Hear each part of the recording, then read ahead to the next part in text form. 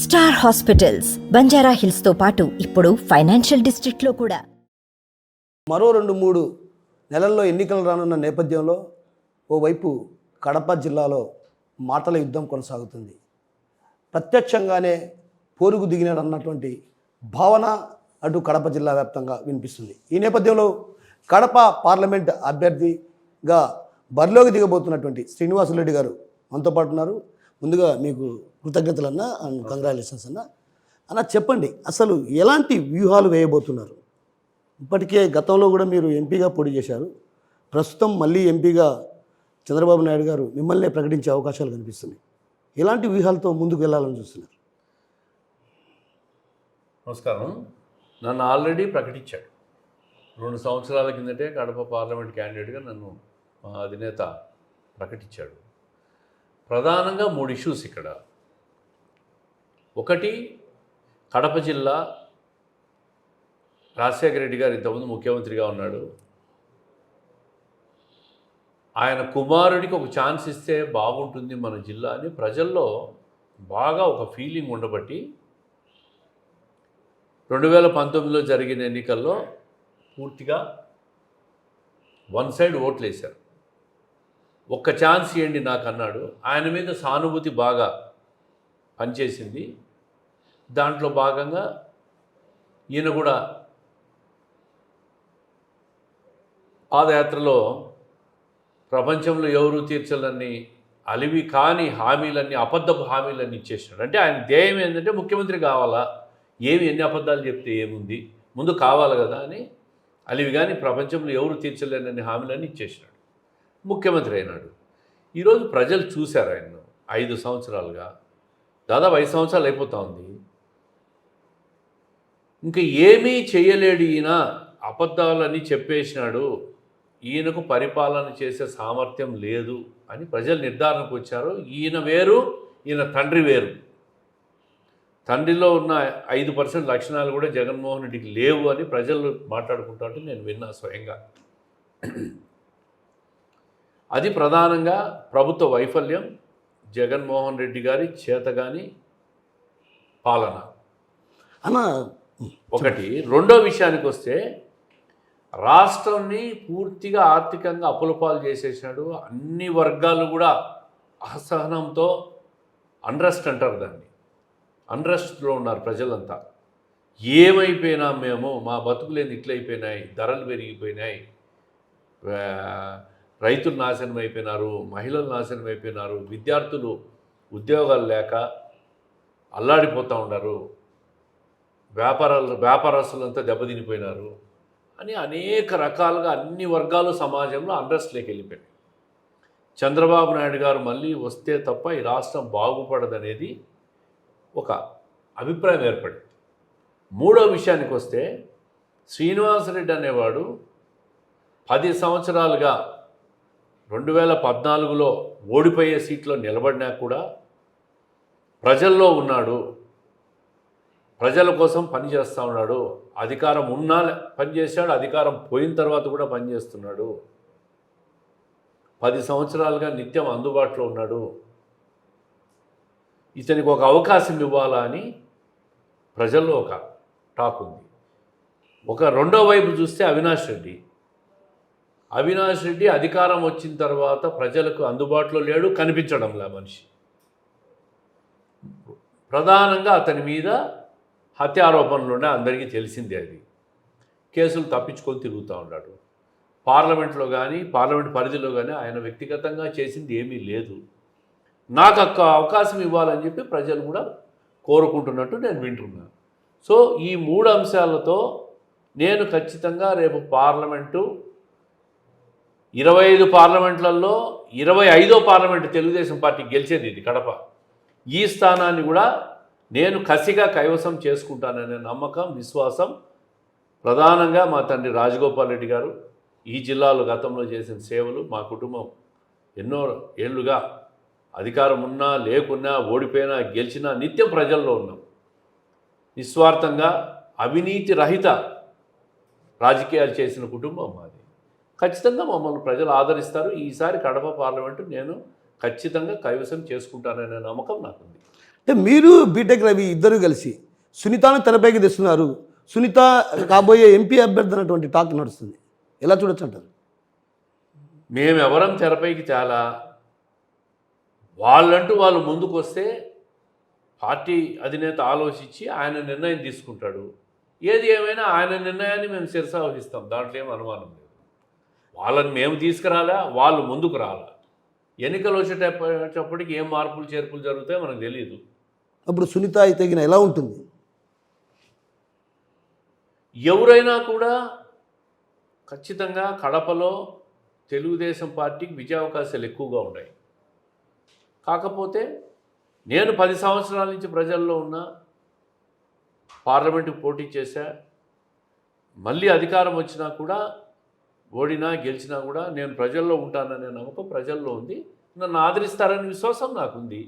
Party అధినేత ఏదైనా మార్చి ఎవరినైనా చేసినా కూడా దానికి సహకరించుకుంటూ పోతామే తప్ప దాంట్లో రెండో ఆలోచన ఏమి ఉండదు. అన్న, మీ ఇంట్లోనే రాయచోటి ఎమ్మెల్యే టికెట్ ఒకటి, కడప ఎమ్మెల్యే టికెట్ మీరే ఆశిస్తున్నారు, కడప ఎంపీ అభ్యర్థిగా మీరే. అంటే ఓ రకంగా కుటుంబంలో సభ్యులకే వేరే వాళ్ళకు ప్రాధాన్యత లేదా? ఇప్పుడు రాయచోటి విషయానికి వస్తే అది వేరే జిల్లా, అన్నమయ్య జిల్లా అని పెట్టారు, అది వేరే పార్లమెంటు. దానికి నా సీటుకు సంబంధం లేదు. కడపలో ఒక మహిళకు అవకాశం ఇవ్వాలనుకున్నారు. ఎవరు కరెక్ట్ అనుకున్నాడు? అది నా మిస్సెస్, నా భార్య మాధవి గారికి అవకాశం ఇచ్చాడు. నేనేమంటాను, ఏ సీటుకు ఒకటి దానికి ఒకటి సంబంధం లేదు. మేము కూడా ఎన్నో ఏళ్లుగా రాజకీయాల్లో ఉన్నాం, మా కష్టాలన్నీ పడుతున్నాం. 1, 2, 3 అప్రస్తుతం కాదు. పార్లమెంట్ స్థానంలో నేనే దీటైన అభ్యర్థి కావచ్చు, ఆ రోజుకు ఇంకా మంచి అభ్యర్థి వస్తే కూడా ఇవ్వచ్చు. కడప అభ్యర్థిగా ఆమెకి అవకాశం ఇచ్చాడు, అక్కడ కూడా రాయచోట్లు కూడా ఆయనకి ఇవ్వచ్చు. ఒకదానికి ఒకటి సంబంధం లేదు. ఎప్పటి నుంచో మేము కష్టపడుతున్నాం, మాకు అర్హతలు ఉన్నాయి, పార్టీకి సేవ చేశాం. ఎప్పుడు కూడా ఈ జిల్లాలో రాజశేఖర రెడ్డి గారి కుటుంబానికి మేము రాజకీయంగా ఎప్పుడు కూడా వ్యతిరేకంగానే ఉన్నాం, పోరాడుతున్నాం. మాకు అర్హత ఉంది, ఇవ్వాలంటే ఇస్తాడు ఆయన. మాకంటే మించిన అర్హత ఎవరికి ఉంది? ఖచ్చితంగా ఎస్, మాకు అర్హత ఉంది, ఇవ్వాలి. మాకు ఎన్ని ఇస్తాడనేది నేను డిమాండ్ చేయడంలే, అర్హత ఉందనేది మాత్రం ధీమాగా చెప్పగలుగుతా. అన్న, ఒకవైపు అమీర్ బాబు ఇన్ఛార్జిగా తొలగించి మీ సతీమణి గారిని తొలగించడం, ఆ తర్వాత లక్ష్మీరెడ్డి గారి టికెట్ ఆశించి ఏదైతే వాళ్ళ కోడలు ఉమాదేవి టికెట్ ఆశించి భంగపడ్డం, ఇలాంటి పరిణామాల నేపథ్యం వాళ్ళను కలుపుకోపోవడానికి ఎందుకు మీరు ప్రయత్నాలు చేయడం లేదు? ఒక్క మాట, మా భార్య మాధవి గారికి ఇన్ఛార్జ్గా అనౌన్స్ చేసిన తర్వాత మొట్టమొదట పోయింది అమీర్ బాబు గారి ఇంటికి. అమీర్ బాబు గారి ఇంటికి పోయినా ఆయన మద్దతు అడిగింది. లక్ష్మీరెడ్డి గారి కుమారుడికి వాళ్ళకు చాలా అనేక సార్లు ఫోన్లు చేశాం, మేము వస్తాం కలుస్తామని. వాళ్ళ నుంచి జవాబు లేదు. ఈరోజు కూడా వాళ్ళని కలుపుకోవాలనే ప్రయత్నం చేస్తూనే ఉన్నాం, వాళ్ళకి ఫోన్స్ చేస్తూనే ఉన్నాం, వాళ్ళ ఫోన్లు ఎత్తడంలే. మరి పార్టీకి కూడా నివేదిక ఇచ్చాము. అమీర్ బాబు గారిని చంద్రబాబు నాయుడు గారి దగ్గరికి తీసుకుపోయింది నేనే, ఆయనకు భవిష్యత్తు మీద హామీ ఇప్పించింది నేనే. అన్ని రకాలుగా ఆయన హామీ తీసుకొని అక్కడి నుంచి వచ్చిన తర్వాత ఇక్కడి నుంచి మళ్ళీ యూటర్న్ తీసుకున్నాడు. ఇంకా దానికి మా ప్రయత్నంలో ఎక్కడా లోపం లేదు. మేము ప్రతి వ్యక్తిని కలుపుకునేదానికి సిద్ధంగా ఉంటాం, అందరినీ కలుపుకొని ముందుకు పోతాం, దాంట్లో అనుమానం లేదు. కలిసి రాని వ్యక్తులు మనం ఏం చేయలేము. బట్ ఎన్నికలు ఫేస్ చేయాలా, ప్రజలు లేకపోవాలా. నిత్యం ప్రతిరోజు కూడా ప్రతి ఇంటి గడప తొక్కుతూనే ఉన్నాం, తిరుగుతూనే ఉన్నాం, ప్రతి ఒక్కరిని ఓటు అడుగుతూనే ఉన్నాం, అభ్యర్థిస్తూనే ఉన్నాం. భవిష్యత్తులో మేము ఏం చేస్తామని చెప్తూనే ఉన్నాం, తిరుగుతున్నాం. అంటే ఓవైపు పార్టీలో పదవులు కావాలి శ్రీనివాసరెడ్డికి, అదేవిధంగా పార్టీని కూడా పూర్తి స్థాయిలో విచ్ఛిన్నం చేశారన్నటువంటి వాదనలు వినిపిస్తున్నాయి. ఎలా చూడొచ్చు అంటారు? ఇప్పుడు కాయలు కాసే చెట్టుకే రాళ్ళతో కొడతారు. అధికారం పోయిన మరుక్షణం నుంచి రాష్ట్రంలో ఎవరు పార్టీ కోసం పనిచేసినా చేయకున్నా నేను పార్టీ కోసం పనిచేస్తూ ప్రభుత్వ వ్యతిరేక కార్యక్రమాల మీద గలం మొట్టమొదటిగా మాట్లాడింది నేనే. ఆ రోజు నుంచి ఈ రోజు వరకు కూడా ప్రభుత్వం మీద విమర్శలు గుప్పిస్తూనే ఉండా, కార్యక్రమాలు చేస్తూనే ఉండా, మాట్లాడుతూనే ఉండా. కొంతమంది పార్టీలో ఉన్న ఇంట్లో పడుకొని ఉన్న వ్యక్తులు ఈరోజు గాలి చూసి బయటకు వచ్చి మాకు టికెట్లు కావాలని మాట్లాడే వ్యక్తులు కూడా ఉంటారు, జిల్లాలోనే కదా రాష్ట్ర వ్యాప్తంగా కూడా. అటువంటి వ్యక్తులు సరిపోక చేసే విమర్శలను నేను పట్టించుకోను. నేను కష్టకాలంలో ఎట్లా పనిచేశాను, ఏ మేరకు పార్టీ కోసం చేశాను, పార్టీకి ఏ విధంగా అండగా ఉన్నాను, జిల్లాలో కార్యకర్తలకు అందుబాటులో ఉన్నాను, ప్రతి ఒక్కరికి తెలుసు. ఈ విషయం అధినేతకు తెలుసు, నారా లోకేష్ గారికి తెలుసు. వీళ్ళు ఇక్కడ చేసే విమర్శలు, పార్టీ పదవుల, ఇన్ఛార్జీల ఇవన్నీ నేను ఏ పదవి అడగలేదు, ఏ ఇన్ఛార్జ్ అడగలేదు. నాకు 2019లో టికెట్ ఇవ్వకుంటే కూడా నేను పార్టీ కోసం అదేవిధంగా రెట్టింపు ఉత్సాహంతో పనిచేసిన. ఈరోజు నాకు అవకాశం ఇస్తూ ఉంటే ఎవరో ఒకరిద్దరు ఏడుస్తూ ఉంటే దాన్ని పట్టుకొని నేను బాధపడేది ఉండదు, ఊగులాడేది ఉండదు. నేను ప్రజలు లేకపోయేదే నా విధానం. జనం లేకపోతాం. అవకాశం ఆమెకి ఇచ్చారు, ఆమె తిరుగుతూ ఉంది. నాకు అవకాశం ఇస్తే నేను కూడా తిరుగుతా. నేను పార్టీకి విధేయుణ్ణి, ప్రజలకు సేవకుణ్ణి. నన్ను ప్రజలు పార్టీ ఇద్దరు ఆదరిస్తారు. ఒకరిద్దరు మాట్లాడదాన్ని నేను పట్టించుకోను. ఇప్పుడు డిప్యూటీ సీఎంకు మీకు మధ్య మాటల యుద్ధం కొనసాగుతుంది. అయితే డిప్యూటీ సీఎంకు సంబంధించి ఏవైతే కొన్ని లూప్ హోల్స్ ఉన్నాయో అవన్నీ కూడా ఒక కీలక వ్యక్తి, కడప నగరానికి సంబంధించినటువంటి మేయర్ మీకు ఇస్తున్నారనేటువంటి బలమైన ఆరోపణలు ఉన్నాయి. దీన్ని ఏమంటారు?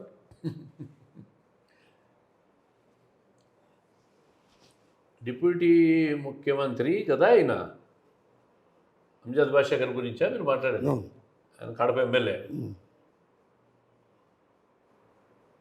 ఆయన 4.5 సంవత్సరాల్లో కడపను అమ్మేశాడు. ఆయన రాష్ట్రాన్ని జగన్మోహన్ రెడ్డి అమ్మేస్తే కడపని అమ్మేశాడు. ఎక్కడ చూసినా భూమాఫియా, మట్టి మాఫియా, అన్ని కుంభకోణాలు, అరాకొర నిధులు వస్తే స్వయంగా వాళ్ళ కార్పొరేటర్లకే పనులు ఇచ్చి వాళ్ళ దగ్గర కమిషన్ తీసుకునే పెద్ద మనిషిన. ఈ సమాచారాన్ని 49 కార్పొరేటర్లు రాత్రిపూట పగులుపూట వాట్సాప్ కాల్స్లో పక్కోళ్ళ ఫోన్లు తీసుకొని నాతో మాట్లాడి నాకు సమాచారాన్ని ఇస్తాం. తప్పేముంది? తప్పు చేసినప్పుడు సమాచారం ఇస్తే మాట్లాడతాం. నాకేం అంజద్ బాషా మీద మాకేం వ్యక్తిగత వైరం లేదు, ఏం లేదు. మేమంతా ఒకటే స్కూల్లో చదువుకున్న వాళ్ళం. ఆయన పార్టీలో ఆయన పని చేసుకుంటాడు, నా పార్టీలో నేను పని చేసుకుంటున్నా. ప్రతిపక్షంలో ఉన్నప్పుడు అధికార పక్షం చేసే అవినీతి పనులు కానీ ప్రజా వ్యతిరేక కార్యక్రమాలు కానీ ఖచ్చితంగా ఎండగడతాం. అయ్యా నువ్వు ఈ లేఅవుట్లలో అవినీతి చేశావు, ఫలాని పనుల్లో అవినీతి చేశావు, ఎస్ చేశామని ఆరోపిస్తున్నాం, కాదని నిరూపించుకోవాల్సిన బాధ్యత ఆయనది. ఎందుకు మాట్లాడడం? నాకేమి మీరు అన్నట్టు ఆ మేయర్లు వాళ్ళు వీళ్ళు నాకెవరు అందిలే. చెప్పేవాళ్ళు చెప్తూ ఉంటారు, నాకు వచ్చే సమాచారాలు మాకు వస్తాడు. ఆయన మాట్లాడుతున్నారు కదా, మీ వాళ్ళు మాకు ఇస్తున్నారని. మా వాళ్ళు నీకు 10 మంది ఇస్తే నీ వాళ్ళు 100 మంది నాకు సమాచారం ఇస్తారు. అంటే ఇప్పుడు మీరు ఒక ఆరోపణ చేశారు, బలమైన ఆరోపణ. లేఅవుట్లలో, అనధికారిక లేఅవుట్లలో ప్రభుత్వ సొమ్ముతో ఏదైతే కోట్ల రూపాయలు వెచ్చించి రోడ్లు వేశారని. సో వాటికి సంబంధించి మీరు ఒకవేళ చర్చకు రమ్మని మీరు పిలిచారు.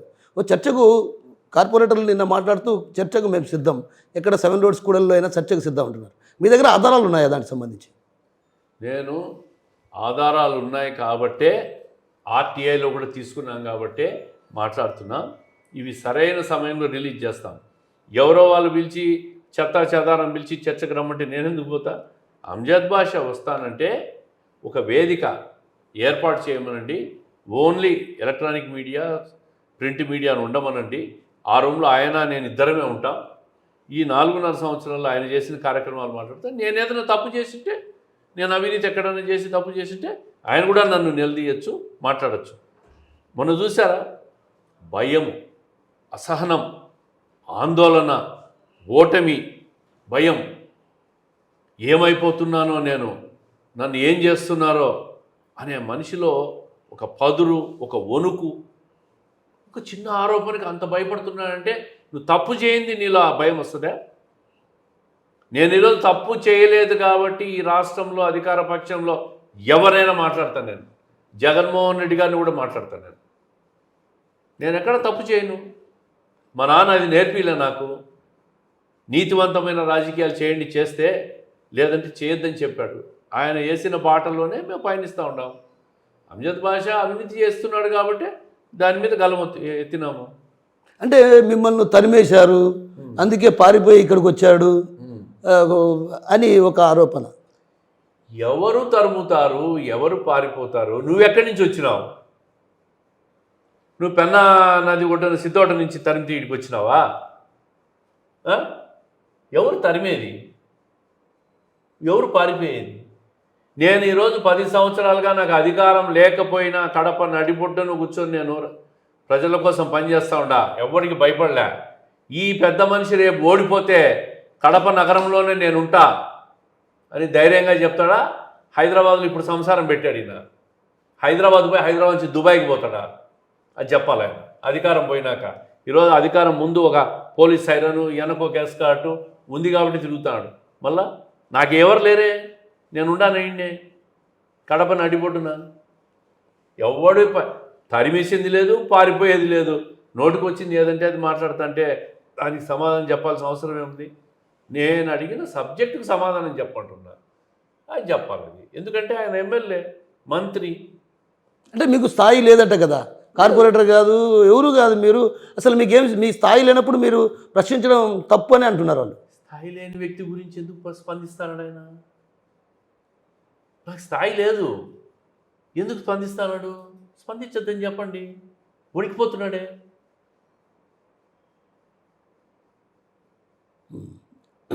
మీకు 15 మంది కార్పొరేటర్లు టచ్లో ఉన్నారు.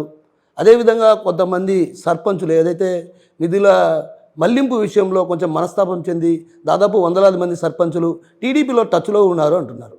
వాస్తవమా? 15 మంది కార్పొరేటర్లు కాదు, నేను ఇప్పుడు చెప్పింది వినలా. 49 ఉన్నారు. ఇది ఎక్స్పెక్టేషన్ ఎక్కువేమో, గుర్తు ఆలోచన. మీరు అనుకుంటారు అంటే నేనే వాళ్ళని చేర్చుకోవడం లే పార్టీలో. వాళ్ళు 49 మంది నాతో పక్కన ఉన్న ఫోన్లు తీసుకుని నాతో మాట్లాడుతూ ఉన్నారు. నన్ను ఏం చేయమంటావు? మాట్లాడద్దా? అయితే ఒకటి, నేను మాకు వ్యతిరేకంగా పోటీ చేసే వ్యక్తి అంజద్ బాషా తప్పితే నేను వైఎస్ఆర్లో అందరినీ ఓట్లు అడుగుతాను. ప్రతి ఒక్కరు. సురేష్ బాబు కూడా అడుగుతారా? సురేష్ బాబు ఇచ్చేది, మీకు లీకులు ఇచ్చేదే సురేష్ బాబులే. అలాంటప్పుడు ఇంకా సురేష్ బాబుని ఎందుకు అడగరు మీరు? నేను అందరిని అడుగుతా అంటున్నా. అదే లీకులు ఇచ్చేదే కదా, డిప్యూటీ సీఎం గురించి లీకులన్నీ ఆయనే కదా మీకు ఇచ్చేది.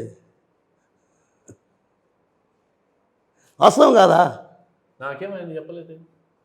అంటే నేనేమంటానంటే లేఅవుట్లో అనధికారిక రోడ్లు వేసింది. ఆ తర్వాత ఆయన చేసే ప్రతి కార్యక్రమాలను కూడా, ప్రతి అవినీతి అక్రమాలు కూడా. 49 నువ్వు 50 వాడివి. నువ్వు కూడా నాకు చాలా సమాచారాలు ఇస్తాండవు. ఎక్కడెక్కడ చెప్పు. ఇప్పుడు నేనేమంటానంటే మీకు లేఅవుట్లో అనధికారిక లేఅవుట్లో రోడ్లు వేయడం ఒకటి, ప్లస్ ఇంకొకటి ఏదైతే భూ కబ్జాలు, ఆ తర్వాత అక్రమాలు, ఒకవైపు అల్లుడు దోచుకోవడం, తమ్ముడు దోచుకోవడం, ఇవన్నీ కూడా లీకులు ఎవరిస్తారు? ఇక వైసీపీలో నుంచి సంబంధించినటువంటి వాళ్ళే కదా. ఈ సమాచారం అంతా తెలిసింది ఒక సురేష్ బాబుకే కదా. అంటే పూర్తి స్థాయి సమాచారం డిప్యూటీ సీఎంకి సంబంధించి ఒక సమాచారం పూర్తిగా మీకు అందజేసేది నేను అనుకోవడం ఏంటంటే బయట కూడా బాధలు ఆ విధంగా ఉన్నాయి. ఎందుకంటే సురేష్ బాబే ఈ విషయాలు ఎవరైనా అనుకోండి, నాకు వచ్చి ఇంటెలిజెన్స్ సమాచారం, ఇంటెలిజెన్స్ నాకు అదే ఇంటెలిజెన్స్ అంటే సురేష్ బాబు కదా. ఇంటెలిజెన్స్ అంటే సురేష్ బాబు కదా. వైసీపీలో నాకు కూడా మిత్రులు ఉన్నారు, నాకు కూడా నన్ను అభిమానించే వ్యక్తులు కూడా ఉన్నారు. తెలుగుదేశంలో ఒకరిద్దరు నన్ను ద్వేషించే వాళ్ళు ఏ విధంగా ఉంటారో, వైసీపీలో ఇద్దరుంటే, ఇక్కడ ఇద్దరుంటే అక్కడ 20 మంది నన్ను అభిమానించే వాళ్ళు ఉంటారు. నిన్న రాత్రి నేను ఒక పెళ్ళికి పోయినా. నేను కరుడు కట్టిన వైసీపీ వాడినన్నా, కానీ నీ ఫ్యాన్ను నేను జిల్లాలో వైసీపీకి ఓటేస్తా, కానీ నీకు మాత్రం కడపలో నేను మీ భార్యకు ఓటేస్తా అంటారు. ఇంకా అట్లా అభిమానులు ఉంటారు కదా. అయితే మొత్తం మీద పెట్టుకో ఉన్నారు అందరినీ. తప్పేముంది? నాకు ఓట్లు కావాలా, నేను గెలవాలా? ప్రతి ఓటును అడుగుతాం, అడగకుండా ఉంటామా? ఎప్పుడు వాళ్ళని పార్టీలో చేర్చుకోబోతా చూస్తాం. దాంట్లో మంచి వ్యక్తులు, ఉపయోగపడే వాళ్ళు, పార్టీకి సేవ చేసేవాళ్ళు, పార్టీ కోసం పనిచేసే నిబద్ధత కలిగిన వ్యక్తులను పార్టీలకు ఎవరు వచ్చినా తీసుకుంటాం. అసలు డిప్యూటీ సీఎం ఒక రకంగా మీతో మీరు అడిగిన ప్రశ్నలకు సమాధానం చెప్పలేక ఆయన వ్యక్తిగత విమర్శలకు పూనుకున్నారా, లేకుంటే సహనం కోల్పోయి ఈ విధంగా మాట్లాడుతున్నారు అనుకోవచ్చా? ఓడిపోతాననే భయం పట్టుకొని ఉంది ఆయనకి, సహనం కోల్పోతున్నాడు.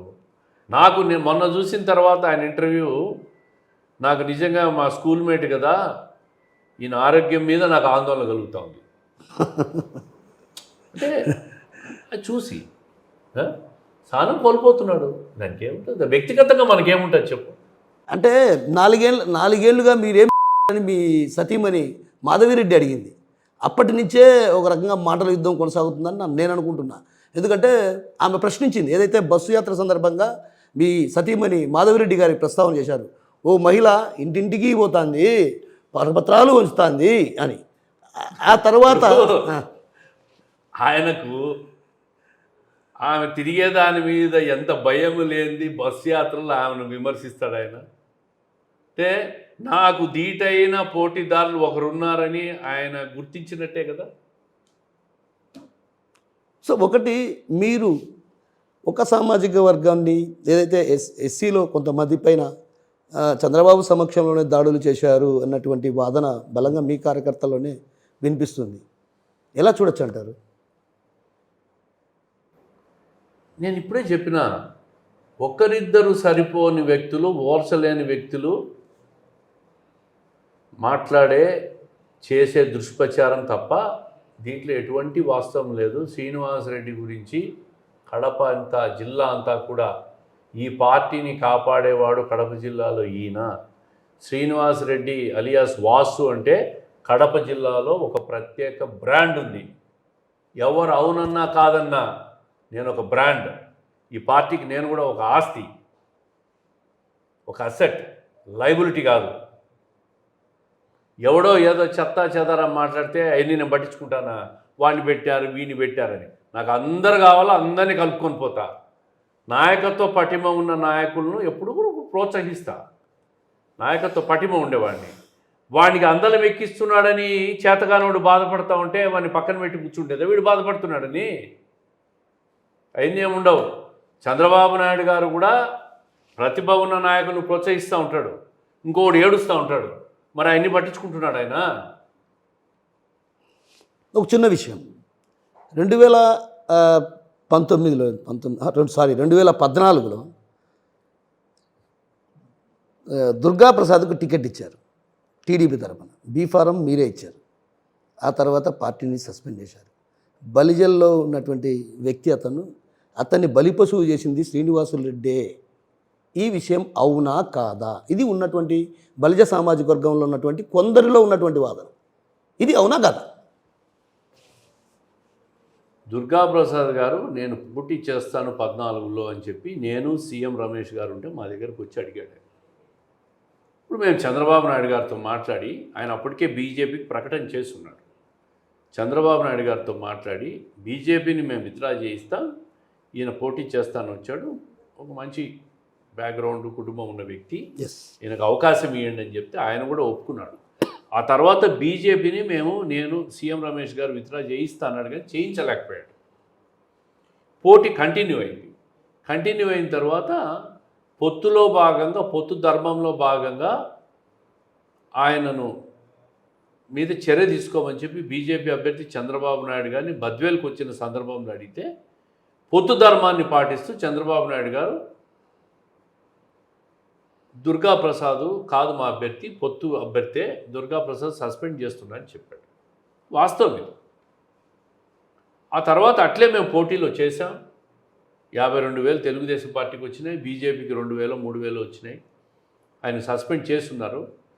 3 నెలలకంతా నేను పార్టీ అధ్యక్షుడు అయిన తర్వాత నేనే చంద్రబాబు నాయుడు గారి దగ్గర తీసుకుపోయి ఆయన్ను పార్టీ సస్పెన్షన్ కూడా ఎత్తివేయించి యాక్టివ్ కమ్మని అడిగాను. కానీ అప్పటి నుంచి ఆయన యాక్టివ్గా లేడు, ఇన్యాక్టివ్ అయిపోయినాడు.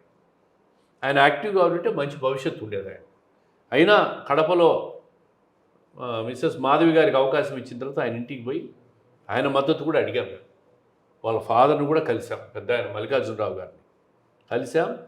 వాళ్ళని కూడా ఆయన కూడా ఆశీర్వదించాడు. ఆమెను భవిష్యత్తులో మీకు కూడా సపోర్ట్ చేయండి, మీకు కూడా పార్టీ అవకాశాలు ఇస్తారు. పార్టీ కష్టపడాలి అందరూ కూడా. నేను కూడా 10 సంవత్సరాల నుంచి ఓడిపోయినా కూడా, టికెట్ రాకున్నా కూడా నేను పనిచేస్తూ ఉంటా. ఈరోజు ఆమెకు అవకాశం వచ్చింది, చేయండి అని చెప్పినాం అంతే తప్ప బలిపశువు నేను చేశానను ఇంకోరు చేశానను కాదు. అసలు నేను 2019లో టికెట్ రాకుండా నన్ను బలిపశువు చేసిన దానికి ఎవరు సమాధానం చెప్తారు? ఏ నాయకుడు బాధ్యత తీసుకుంటాడని నన్ను బలిపశువుని చేశారు? నాకు పార్టీ అవకాశం ఇవ్వలేదు కదా.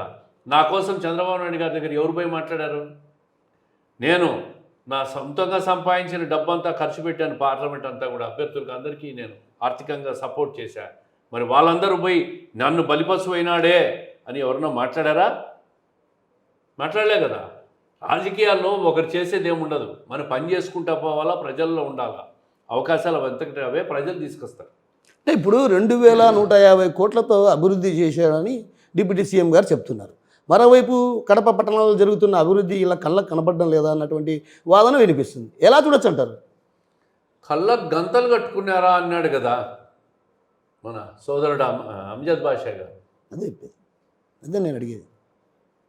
కళ్ళకు గంతలు కట్టుకున్నారా అంటున్నాడు. 2150 కోట్లు ఎక్కడ ఖర్చు పెట్టావు?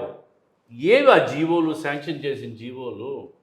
అంటే 2150 కోట్లు అంటే వృద్ధాప్య పెన్షన్లు, వికలాంగుల పెన్షన్లు, వితంతువుల పెన్షన్లు, ఆసరా పెన్షన్లు, అమ్మఒళ్ళు, నానబుడ్డీలు, ఇవి కాదు. అవి రాష్ట్ర వ్యాప్తంగా అమలు అయ్యే సంక్షేమ కార్యక్రమాలు. నీ నియోజకవర్గానికి ఏం సపరేట్గా శాంక్షన్స్ కాదు అవి. నేను అడిగేది అభివృద్ధి కార్యక్రమాలకు 2150 కోట్లు శాంక్షన్ చేసినట్టు మాట్లాడుతున్నావు. ఆ జీవోలు చూపించు, ఏ పనులకు నువ్వు చేశావు, ఏ పనులు మొదలు పెట్టావు, ఏ పనులు పూర్తయినాయి, ఎంత ఖర్చు పెట్టావు. అవి అడుగుతూ ఉంటే ఉనికిపోతూ ఉంటే మనిషి తిట్టేస్తూ ఉంటే మమ్మల్ని మీ అబ్బగాడు అని మాట్లాడాడు. నేను చాలా సహనంగా ఉన్నా అంతే. ఇప్పుడు కడప నగరంలో ఇంత పెద్ద ఎత్తున అభివృద్ధి జరుగుతుంటే ఒకవైపు రోడ్ల విస్తరణ జరుగుతుంది, కాలువ విస్తరణ జరుగుతుంది, మరోవైపు కూడల సుందరీకరణ జరుగుతుంది. మరి ఇది డెవలప్మెంట్ కాదంటారా? తినేదానికి తిండి లేకుంటే మీసాలకు సంపంగి నూనె ఉంది. విస్తరణ చేయండి, రోడ్లు వేయండి, మేము కాదనిలే. దానికంటే బర్నింగ్ ప్రాబ్లమ్స్ చాలా ఉన్నాయి. ఇంకా ఈ నగరంలో రోడ్లు లేని వీధులు చాలా ఉన్నాయి. ఇంకా డ్రైనేజ్ వ్యవస్థ లేని వీధులు చాలా ఉన్నాయి. రోడ్లు వేయండి, డ్రైనేజ్ వ్యవస్థ వేయండి. అయ్యా మీ నాన్నగారు పెట్టుకున్నారే వైఎస్ఆర్ కాలనీ అని, ఆ ఒక్క కాలనీ మీ నాన్న పెట్టిన కాలనీ కన్నా రోడ్లు వేయించండి అయ్యా. గుంతలు ఏర్పడి, వర్షాలు పడితే మురికి కాలువలు ఏర్పడి, దోమలు వచ్చి, మనుషులకు రోగాలు వచ్చి, కార్పొరేషన్ నుంచి ఫాగింగ్ లేక అనారోగ్యం పాలైపోయి ఆసుపత్రిలో చేరి మనుషుల ఫంక్షనింగ్ నిర్వీర్యం అయిపోతూ ఉంటే కూడళ్లకు డబ్బులు ఖర్చు పెట్టి సుందరీకరణ చేస్తే ఏమొస్తుంది? సుందరీకరణ చేయండి, రోడ్లు విస్తరణ చేయండి, రోడ్లు వేయండి. కానీ మిగతా అంతకంటే కూడా బర్నింగ్ ప్రాబ్లమ్స్ను మనం ఫస్ట్ టేకప్ చేయాలి.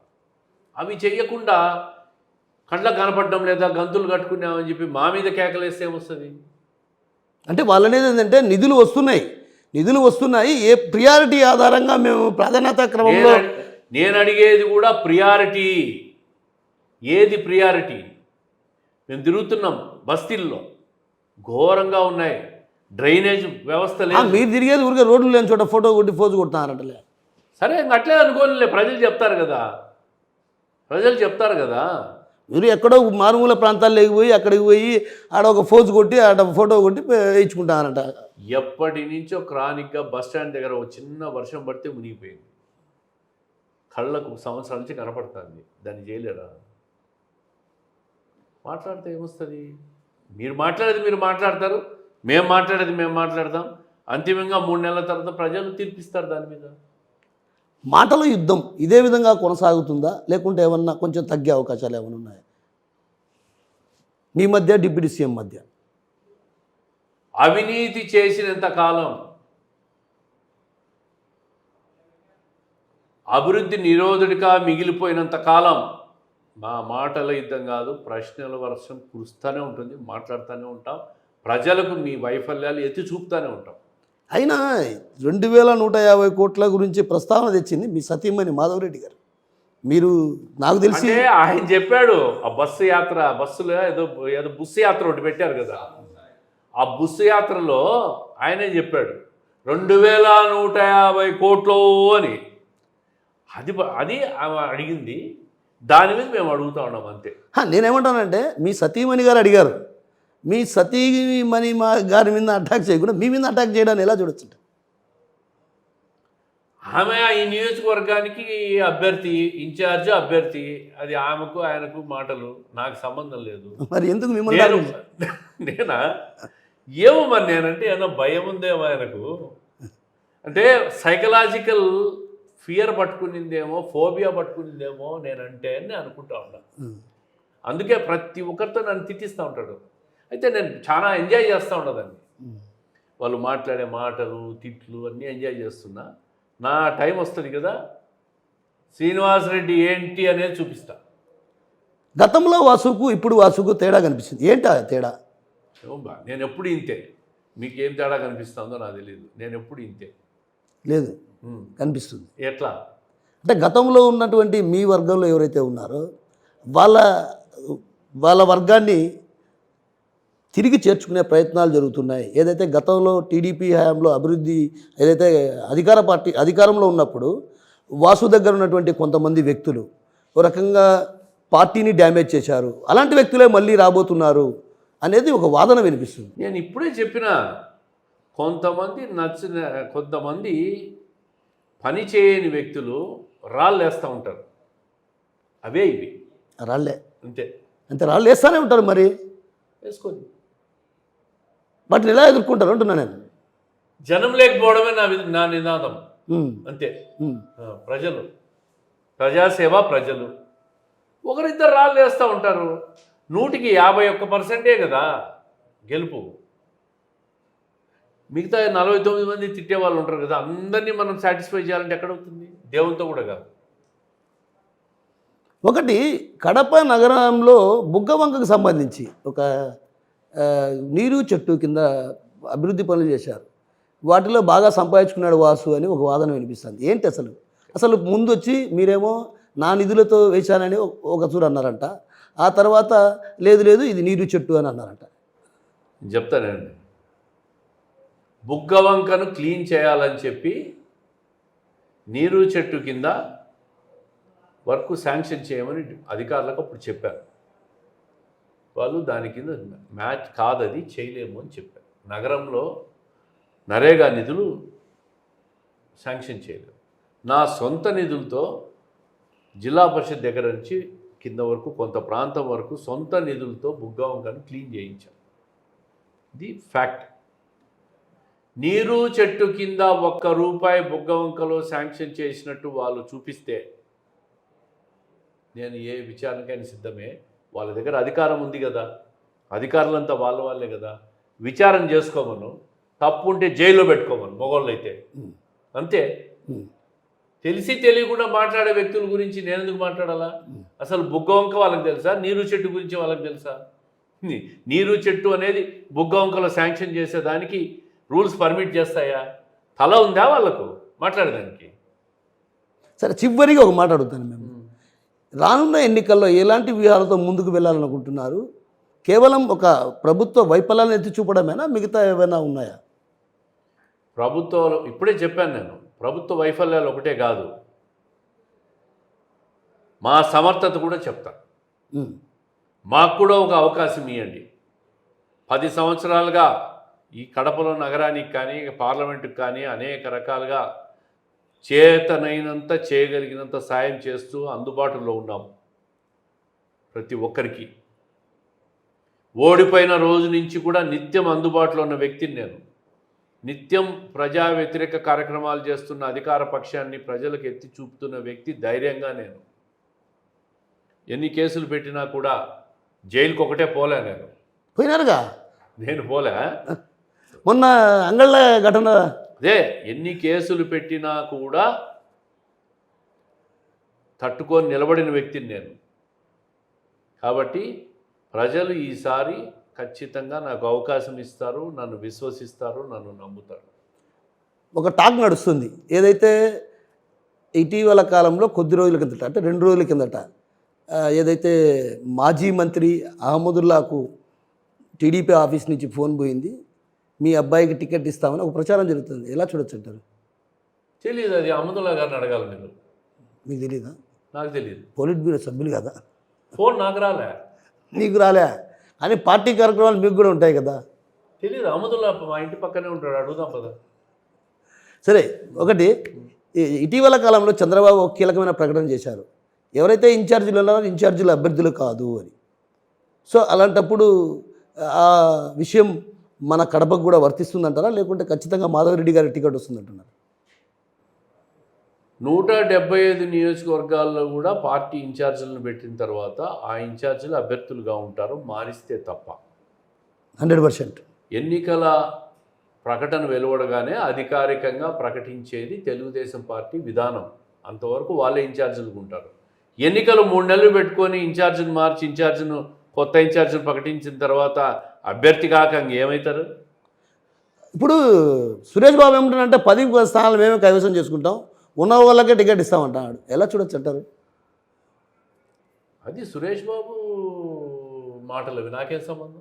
నేనేమంటానంటే మీరు 10 స్థానాల్లో ఓడిపోతున్నారు అనేది ఆయన భావన.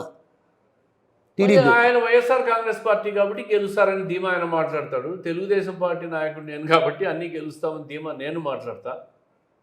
కడప జిల్లాలో ఎన్ని నియోజకవర్గాల్లో మీరు టీడీపీ విజయ అవకాశాలు ఉన్నాయి? ఈసారి గతంలో 10 స్థానాలు ఓడిపోయిన మాట వాస్తవమే.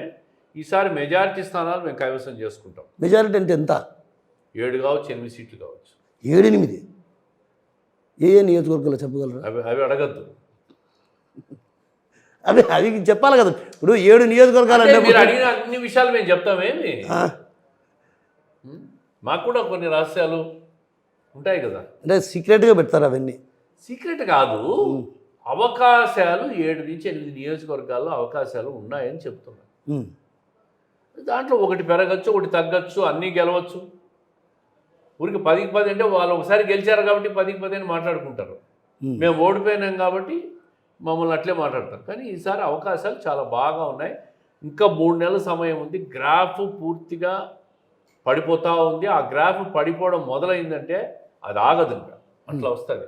అంటే కడప జిల్లాలో 2 సీనియర్లను కూడా తెరపైకి తెస్తున్నారంటే వాదనలు వినిపిస్తున్నాయి. కమలాపురం కావచ్చు, ప్రొద్దుటూరు కావచ్చు. నిజమంటారా? సీనియర్ లీడర్లను తెచ్చుకునేది అవన్నీ కూడా పార్టీ అధినేత నిర్ణయాలు, మన నిర్ణయాలు కాదు. అని ఎవరు అవసరం ఉంటే వాళ్ళు తెచ్చుకుంటాడు. ఓకేనా, థ్యాంక్ యూనా. రైట్, నమస్కారం. సో మొత్తం మీద కడపలో మాటల యుద్ధంకు తెరపడనుందా, లేకుంటే మళ్ళీ ఇదే యుద్ధం కొనసాగుతుందా? అయితే అభివృద్ధిపై నిలదీయడానికి మాత్రం ఎప్పుడూ మా కుటుంబం సిద్ధంగా ఉంటుంది. ఎందుకంటే మా తండ్రి నేర్పినటువంటి పాఠాలు ఏదైతే అవినీతి రహిత పాలన కోసం పనిచేయాలి, రాజకీయాలు చేయాలన్నటువంటి భావన వ్యక్తం చేశారు. ఆ నేపథ్యంలోనే అదే పందాలోనే తాము రాజకీయాలు చేస్తాం. మరోవైపు ఏదైతే వ్యక్తిగత విమర్శలకు దిగినటువంటి డిప్యూటీ సీఎంకు ప్రజలే సమాధానం చెప్తారు. ఖచ్చితంగా కడప పార్లమెంటుతో పాటు కడప అసెంబ్లీ స్థానాన్ని టీడీపీ కైవసం చేసుకోవడం ఖాయం అన్నటువంటి ధీమాను మనతో పడినటువంటి శ్రీనివాసరెడ్డి గారు వ్యక్తం చేస్తున్నారు. కెమెరా పర్సన్ నాగేశ్వరరావుతో కిషోర్, RTV, కడప నుంచి. మరిన్ని వీడియోస్ కోసం ఛానల్ ని సబ్స్క్రైబ్ చేయండి, లేటెస్ట్ అప్డేట్స్ కోసం వాట్సాప్ ఛానల్ ని ఫాలో చేయండి అండ్ లింక్ డిస్క్రిప్షన్ లో ఉంది.